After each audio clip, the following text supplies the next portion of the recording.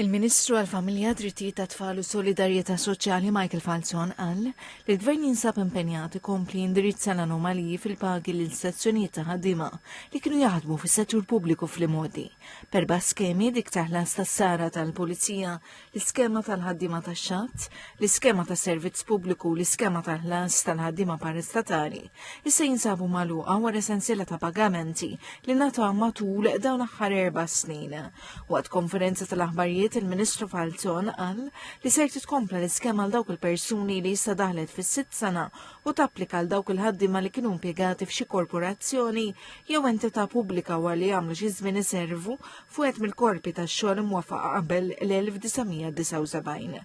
L-impjegati mal-Gasport qabel ma kienu impjegati mal-Korporazzjoni Ena Malta u l-apprentisti mal-Malta Electricity Board sakemm kienu wkoll impjegati mal-Korporazzjoni Ena Malta.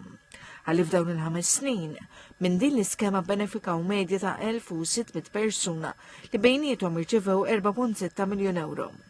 Il-Ministru Falzon ħabbar ukoll skema ġdida għall-eks impjegati tal-Korporazzjoni Ena Malta 250 persuna mistenni jibbenefikaw mill-iskema.